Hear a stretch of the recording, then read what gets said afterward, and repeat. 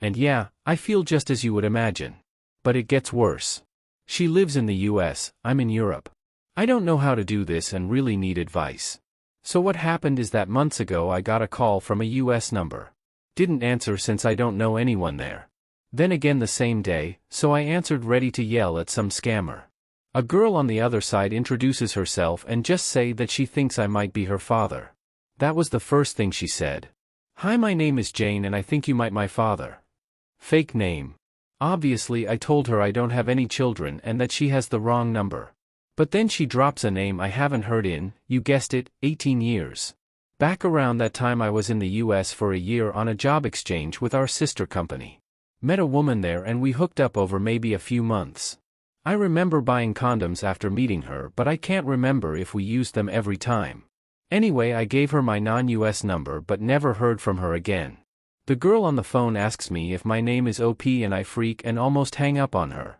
She tells me more about her mother and I just sit there like an idiot.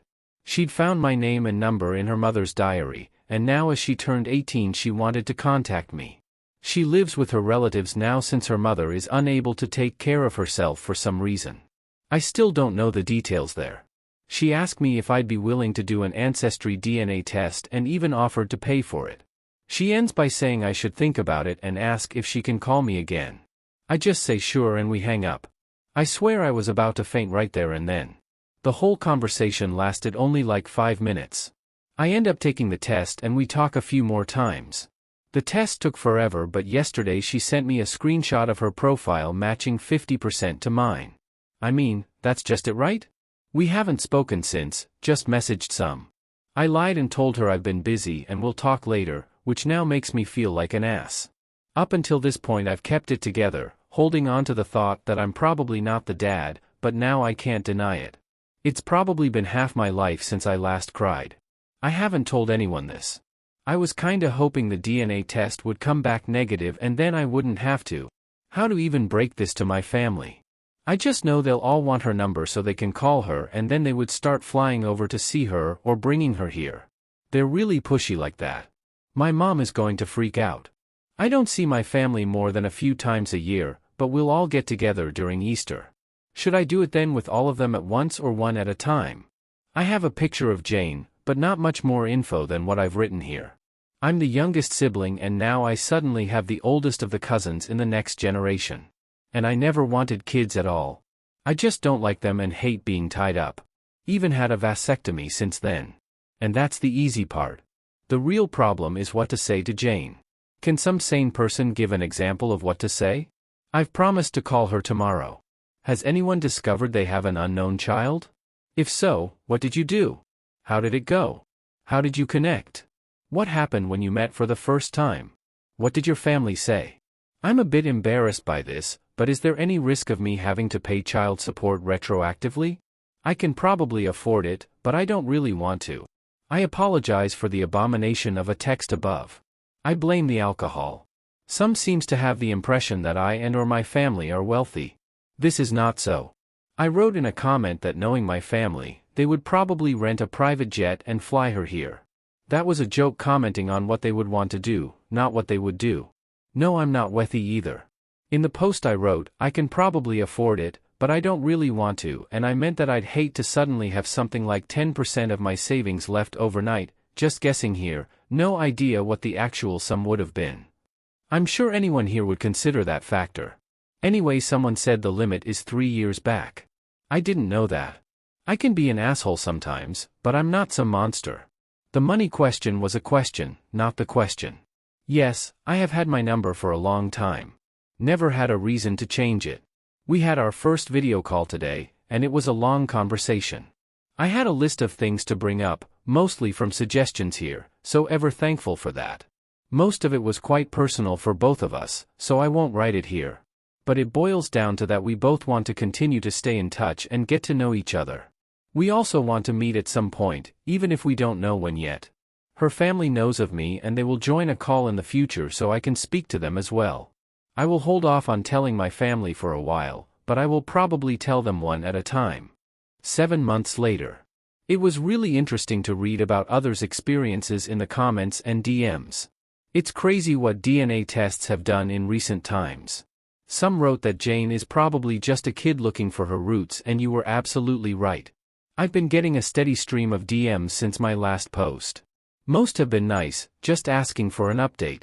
Then there were the absolute nutcases who can't read and told me to drown myself. Hi to you too. Jane and I continued to talk after my last post. Mostly about her life, her mother, the family trees, etc. I never thought I would connect with her like I did. She's a very intelligent and mature young woman. My family knows now, and it went better than expected. Mom and sister still went a bit apes hit, but Dad knocked them out with a large club he always carry with him. To the nutcases, no, that last bit didn't actually happen. Funny thing, my brother-in-law actually distracted Mom by reminding her that she has made sweaters for all the other grandkids, but now she's way behind on one.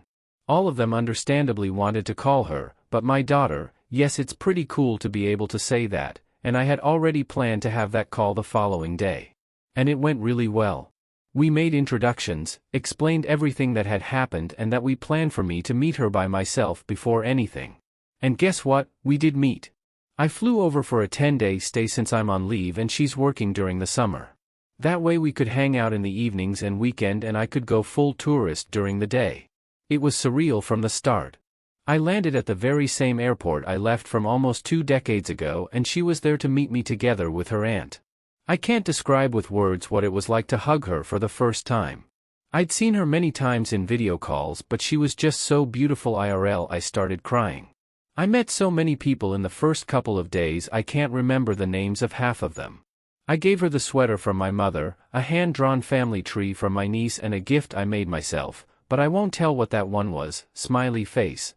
While I, still, don't agree with the Georgia weather, I had a blast during the days just walking around town.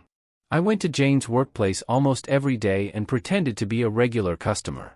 We had lunch and dinners either alone, or with the rest of her mother's side of the family. All of them were so nice and welcoming to me. I visited their house every day, but chose to stay at a hotel since I didn't want to be a bother or impose myself too hard on Jane's life. Obviously Jane and I talked a lot. About anything and everything, but mostly about her upbringing and her mother. I mentioned in the previous post that her mother wasn't able to care for Jane. I didn't press that subject much at first, but it was unavoidable after a while. I won't get into all the details, but her mother is sick and has lost some cognitive functions. She recognizes Jane and some family members well enough, others not so much. We went to visit the facility where she lives, and Jane introduced me by name, and not as her father. She sadly didn't recognize me, so I stayed in the background for the remainder of our stay. Seeing a woman not much older than myself in such a state was a somber experience. So yeah, that was me rambling a bit about what happened after my last post. There was obviously a lot more, but most of it is deeply personal and emotional, and I won't go through it here. I'm back home and we are keeping communications open. I'm definitely gonna fly Jane over here at some point when life allows it. But other than that, we have no specific plans for the future. Hope you all have a nice day.